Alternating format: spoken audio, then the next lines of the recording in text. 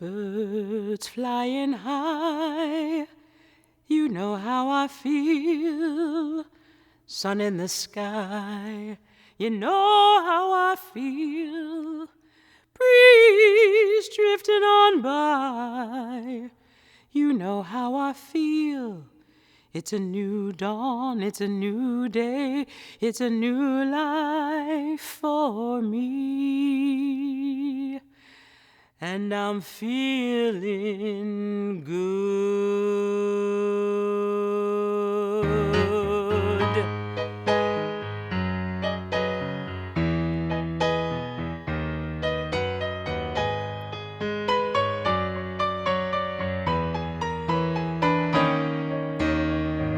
Birds flying high, you know how I feel. Sun in the sky, you know how I feel. Breeze drifting on by, you know how I feel. It's a new dawn, it's a new day, it's a new life for me, yes. It's a new dawn, it's a new day, it's a new life for me. Ooh,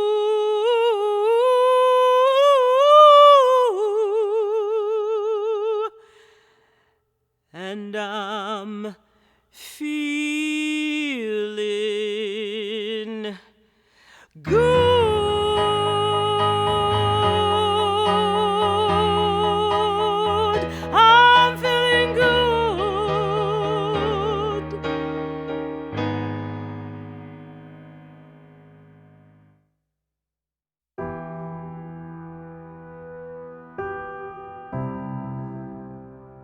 Freedom means to me everything.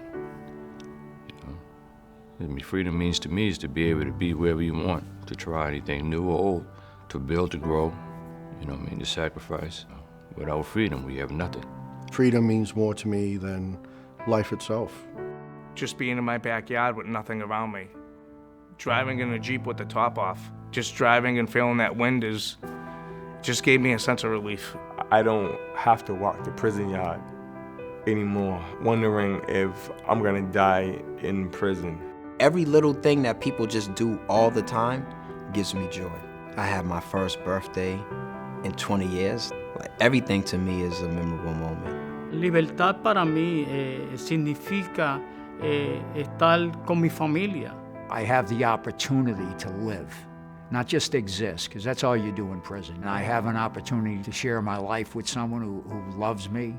I just met my granddaughter, and it was unbelievable. The ability to go to the supermarket and make choices, the ability to grow and be successful. I swam for the first time in 45 years, which I kind of forgot how to do. Rode a bicycle. It's just so liberating. If I want to give someone a hug today or my grandkids, I could actually do that. That makes me happy. Some days are harder than others, but all my days are good days. Even the bad ones are better than my best day in prison. I refuse, to be broken by anybody, and I refuse to be silenced by anybody. That's my pursuit of happiness, being able to speak what I couldn't speak. What does freedom mean to me? Everything. Freedom is breath.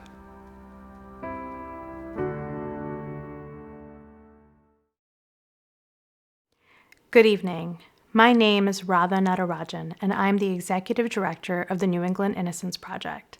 It is my honor and privilege to be here tonight with all of you, to hear from exonerees, to celebrate freedom, and to unite against injustice.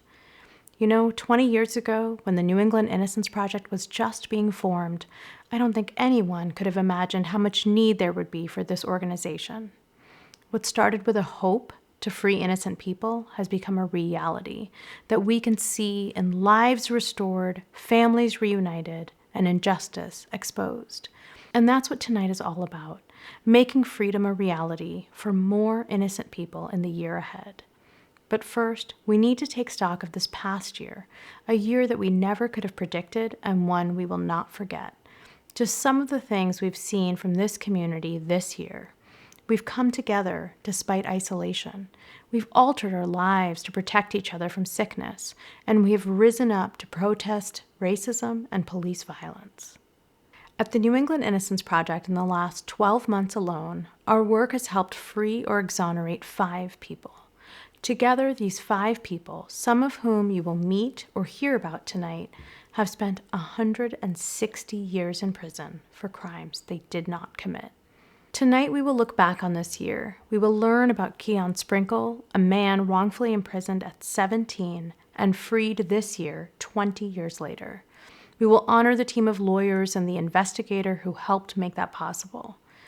We will also pay tribute to 2 people we lost suddenly this year, 2 men who meant so much to us and who we dearly miss. Bobby Joe Leister, an exoneree who spent 15 years in prison, and Supreme Judicial Court Chief Justice Ralph Kantz. You've already seen what freedom means to people who've been wrongfully convicted. It means everything. Well, tonight is an opportunity for you to help make that possible for those who are still in prison. Tonight is the night to renew your commitment to fighting wrongful convictions with us so that no other innocent people have to suffer this injustice.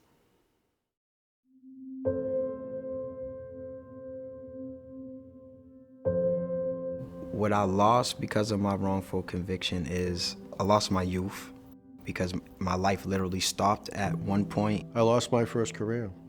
I was a soldier. You know, I had planned on retiring from the military at 37 years old. I got out of prison at 42. Wrongful conviction affects everybody around you. It affected my family drastically. You're isolated from society. You're isolated from having normal relationships. Lo que viene a mi mente, una convicción errónea. Perdí muchos parientes y muchos familiares que ahora mismo lo estoy extrañando. My grandmother died, who basically raised me, my only brother. You know, I lost my son.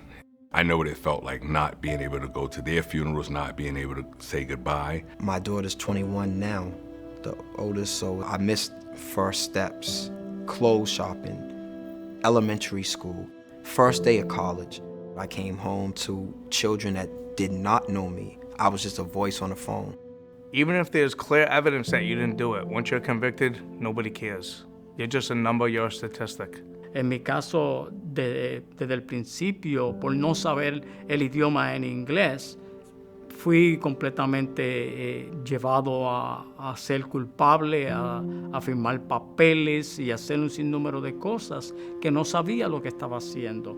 Es decir, que tomaron ventaja, absolutamente ventaja de una persona que no tenía el idioma. Do I feel like I left innocent people behind? I know I left innocent people behind. There's roughly 3 million people across the country involved in the prison system. Just think if 1% of them are innocent. That's 30,000 people. The number is staggering. The only thing I can say to the people that are continuing to fight for their innocence is I'm with you. I was you. The only reason why we're here is because of the people that fight for us, the people that stand by us. You just gotta continue to fight no matter how bad it is. The legal system is broken. It's broken. It's been broken for a long, long, long time. It just got to be a change.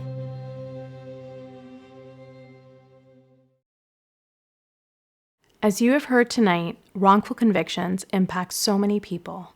They harm the individual who was ripped from their home and taken to prison for something they did not do. But the harm does not end there. Wrongful convictions devastate families and communities. They undermine the integrity of the criminal legal system. They make it impossible to call it a justice system.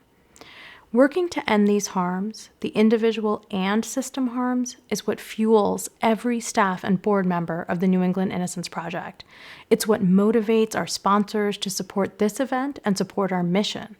And as a direct result of the support we receive from sponsors and pro bono partners, we have seen more freedom this year than ever before. I want to tell you about two of the people who came home this year.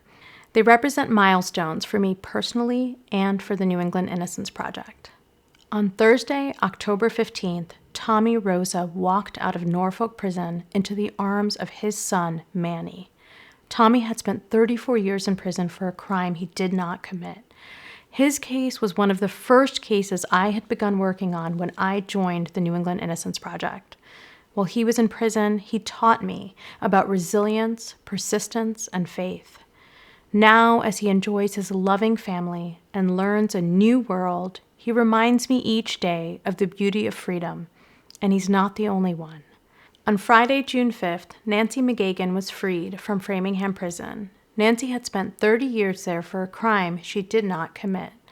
Attorney Laura Carey began working on Nancy's case when Laura was an associate at Latham & Watkins, one of our justice champions. Nancy's case was so important to her that Laura came to work full-time at the New England Innocence Project as a staff attorney, and we're so grateful she did. Nancy is the first woman that the New England Innocence Project has ever helped free. To mark this incredible moment, we wanted to surprise Nancy with some messages from 5 women exonerees from around the country. They all have found a community with each other and embrace Nancy's joining them. We hope that you will help welcome Nancy home tonight too, by using the chat box to send her messages of encouragement. We will make sure they all get to her. You will also hear about the tremendous ways that exonerees right here in Massachusetts are supporting each other right now.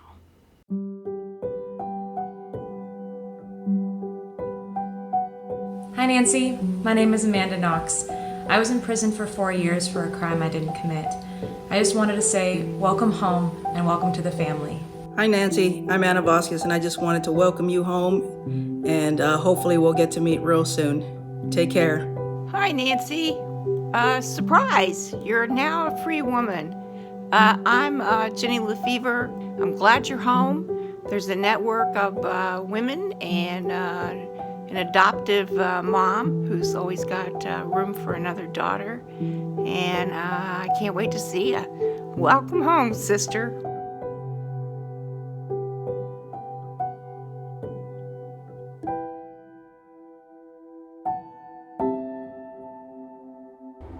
Hello, Nancy. My name is Heidi Goodwin, and I served 8.5 years in prison for a crime I did not commit. Please know that there are many of us who have been there, and we are here ready to support you in any way that we can. Welcome to the community.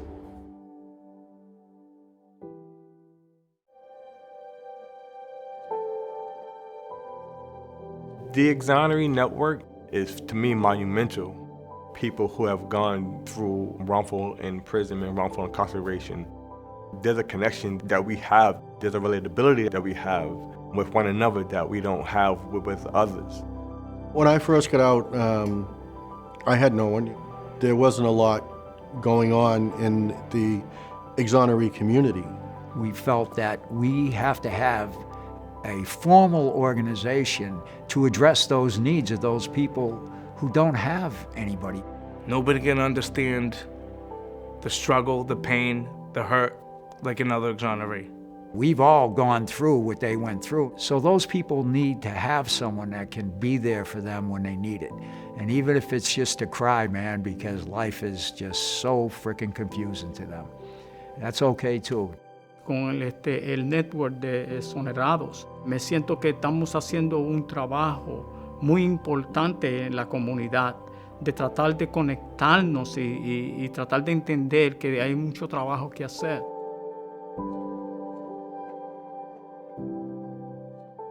We called it flying for freedom. We basically jumped out of a plane. That's all it was. Very simple, very scary. Once you're out of the plane, all my stress, worries, everything was left in the plane. That was the first time I really felt free of everything. Something else happens up there. Something else happens up there. When I jumped out of that plane, I did not have on my mind at all the fear. Like the freedom that comes from that, it was totally, this is just me and God now and this guy. And the reason why I wanted the other innocent guys to do it, I wanted them to be freer. I really thought about it. I was like, I did that and I got freer. And now we're all innocent. I want us to be freer. For me, a community to me is my exoneree community. That's my family. Me siento bien porque me siento que estoy contribuyendo a otras personas que sé que pasaron por la misma situación, el mismo dolor que yo he pasado en todos estos 32 años. Y yo puedo convertir eso en tratar de ayudarlos a ellos a aliviar el problema de que ellos están atravesando.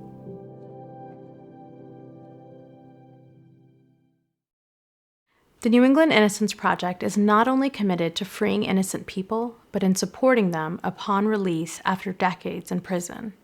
When someone is released after so long, they need to rebuild from almost nothing. They have immediate needs, like a place to live, access to medical care, and clothing. And they have long-term needs, like psychological support and technological training. As you just heard, this year, 3 wrongfully convicted Massachusetts men created an initiative funded by the New England Innocence Project called the Exoneree Network.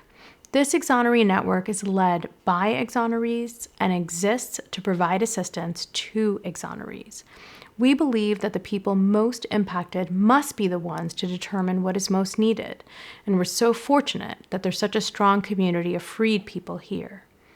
But as the community of freed people grow, we're still thinking about those left behind, those people still in prison who need our help. Each case and each exoneration requires hundreds, if not thousands, of hours of work.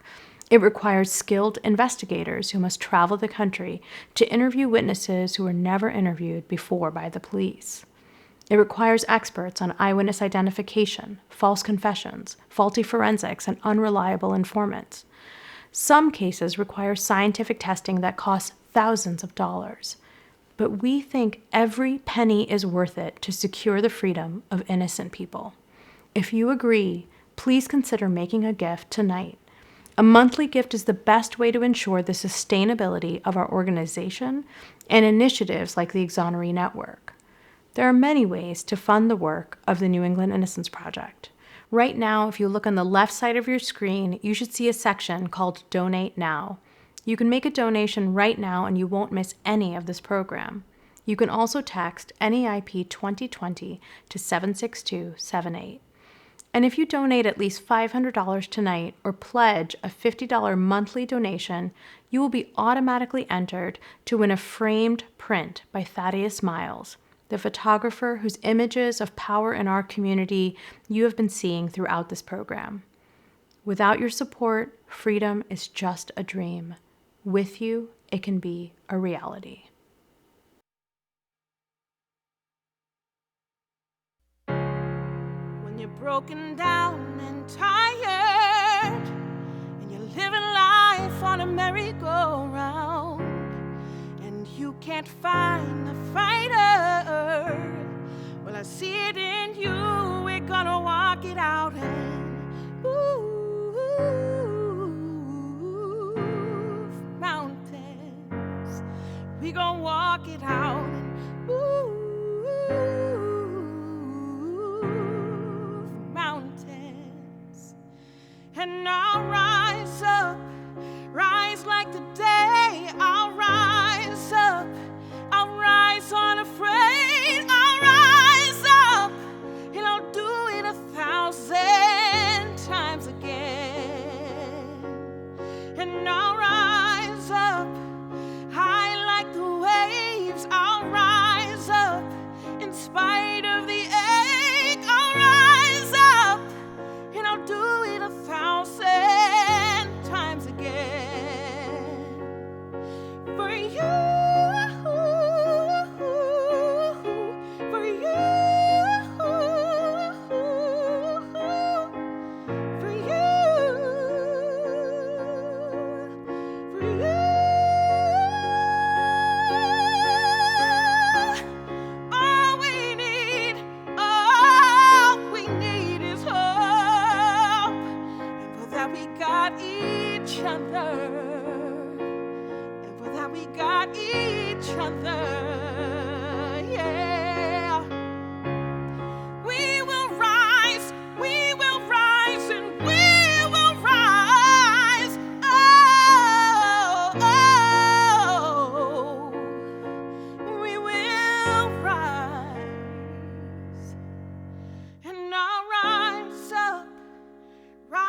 like the day, I'll rise up. In spite of the pain, I'll rise 1,000 times again. And I'll rise up high like the waves. I'll rise up in spite of the ache. I'll rise up and I'll do it 1,000 times again. For you, for you, for you.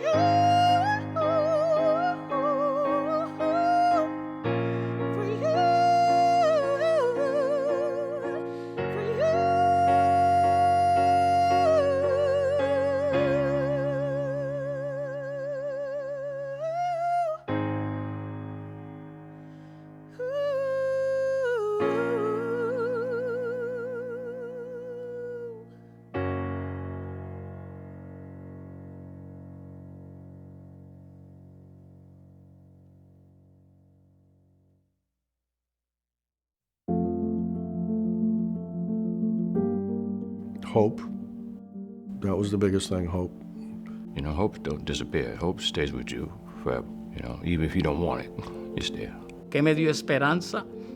La esperanza de que saber de que soy completamente inocente y que algún día la justicia iba a prevalecer. Since I've got back, I'm married, I have children, I own my own house, I work. I have a son, I have 2 grandbabies, and I have a bunch of nieces and nephews and great nieces. Whew. The family's expanded. I don't think we identify that this is actually a human being that can lose their entire life. Out here, we never have forever to get it right. We're in a moment and a time that we have to get it right. We have to know what flag to raise. Obviously, the system itself has to change, and I think there's change in the making. There's a huge problem in the criminal law system, but I believe that through education and awareness, the community can kind of demand that those issues be corrected, so to speak. Anger gives you the fuel so that you can make change. Anger makes revolutions. Anger is necessary. It's how you channel it and where you direct it. My exoneration number is 2468. My exoneration number is 2,653. Soy el número de exonerado 2092 en los Estados Unidos. What gives me hope for future exonerations is the people that fight. Their passion, their love, their sincerity, their endurance to fight is unmatched. Their belief in the truth is unmatched. It's a long road, there's a lot of work to do, but the reward of releasing one person is felt for a lifetime.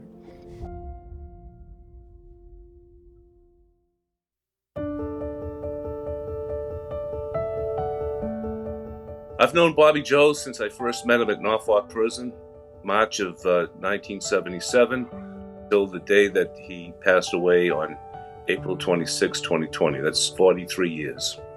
Over that period of time, we became very, very close friends. He was a usher at my wedding. My father and I were godparents to his son, RJ. He was a pallbearer at my dad's funeral. So I think of him as being a family member, and the loss of a family member is still something I grieve. Bobby Joe's case came through at a time when there wasn't a public consciousness about wrongful convictions. And I still cannot understand or work out how somebody who went through what he went through could come out on the other side of that with his humanity intact. It makes you understand that what makes a person's life meaningful and valuable is not always their education, their station in life. It's who they are as a human being. He talked about hope, he talked about faith. And I think faith, hope, and looking out for each other, I mean, those are the words of the gospel, but they came out of his mouth with not a level of hypocrisy, not maudlin. I don't know anyone of greater virtue or generosity or courage, to be frank with you. I got to know Chief Justice Gantz when we were both on the Superior Court. I mean, he's a person of prodigious intellect, which everybody talks about when they talk about him. But what stood out to me was his humanity and how much he cared about other people. He was just a real solid, good guy, unassuming, tremendous humility. He was just wonderful in terms of the way he dealt with people. He was a good leader, and he inspired enough people that whatever it was that he was working on won't be lost, because there are people who are going to pick up the ball and run with it, because those were all good things that he decided to do. We have to think of it as the marathon that it is, a long and tortuous process of bringing justice to an unjust world. Bobby Joe Lister and Ralph Gantz were two giants in the social justice movement. One did it with his voice on the streets, the other one did it in the courtrooms with his writing. They both did it different mediums, different ways, but for the same purpose, justice. I think both of them would say that this is who we are, this is who we can become, there's progress that has to be made, and let's do it. Let's do it with spirit.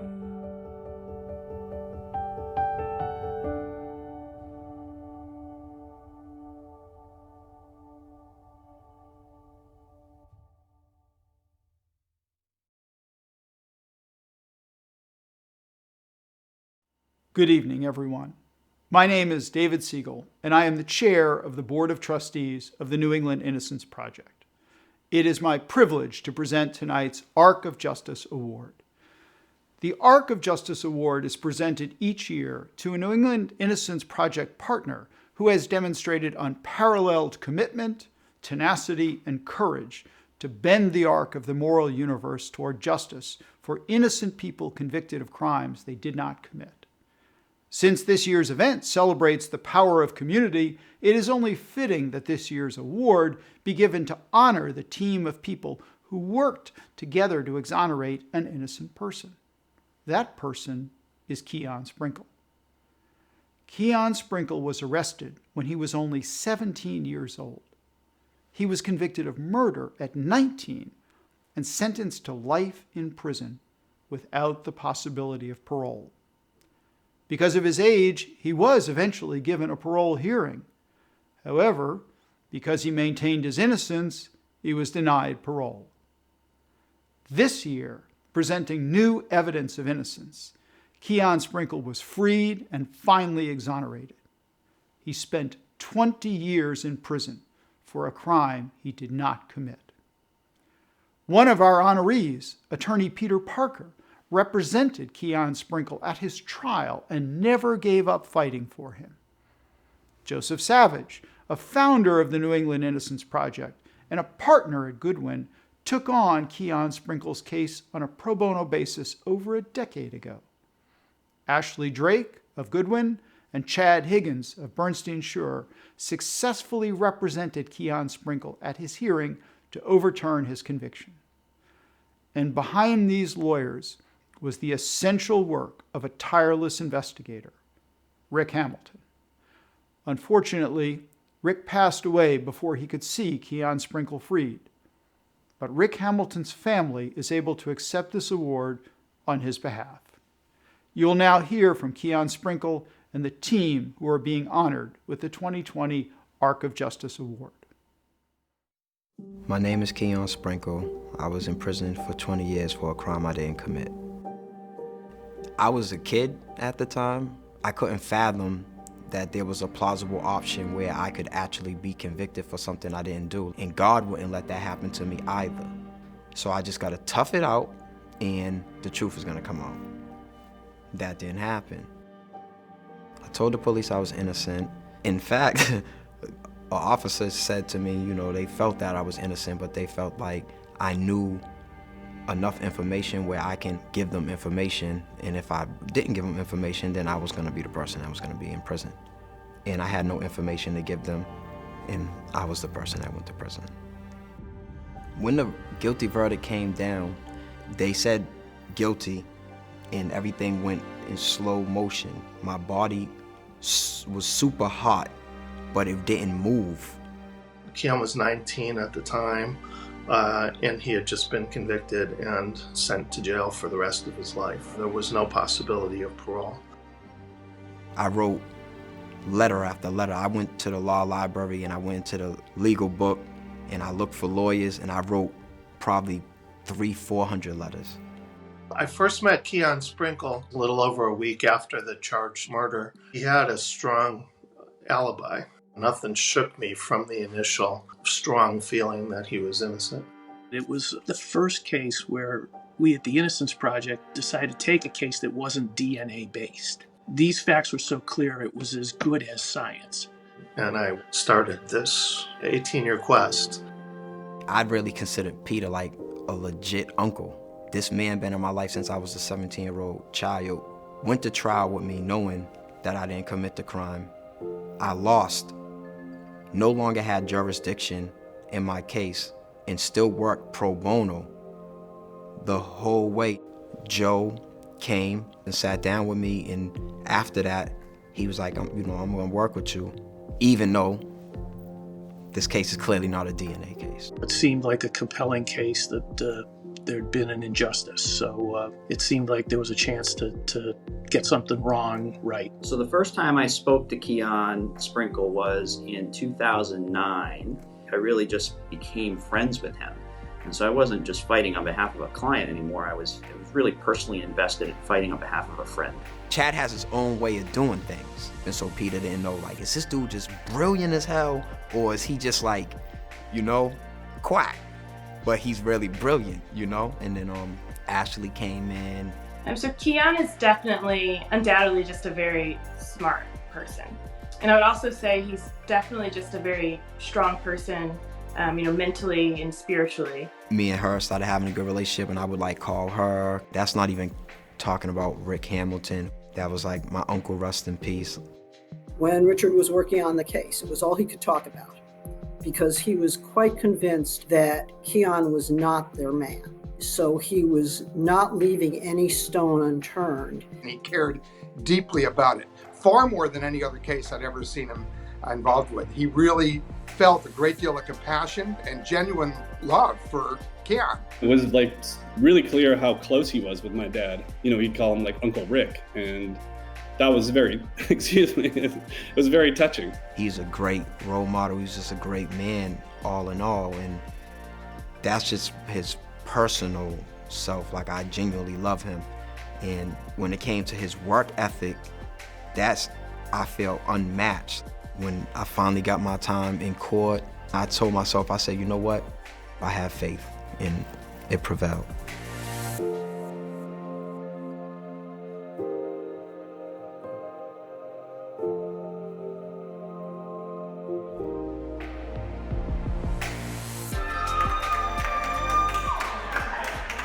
So when Keon was finally freed, it's kind of an indescribable feeling. Just seeing this joy and the relief in his family, just how grateful they were, that we kind of stuck with this case for so long. It was just an incredible feeling. When I finally was able to get the cuffs off and be back connected with my family, I didn't know, who do I hug for? What do I do? I was kind of like a deer in the headlights, and then everyone ran to me and they just grabbed me. It was just euphoric. I was just in a moment.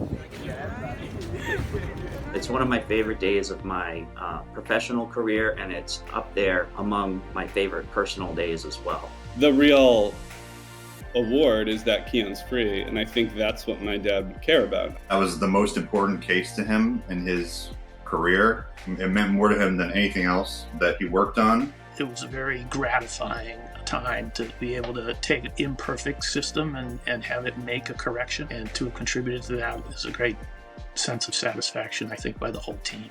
Well, I love him, and I think he loves me, and just think we're going to have that relationship for the rest of my life anyway. For my future, something that I look forward to, this is going to sound crazy, like just life. My dream that I dreamt about, been home for 20 years. There's no place I can go to that's gonna give me a better feeling than when I walk in my house. And for the ones who's really fighting for people that's like me, just keep to it. You know, hopefully other people see this and be inspired or not gonna give up hope.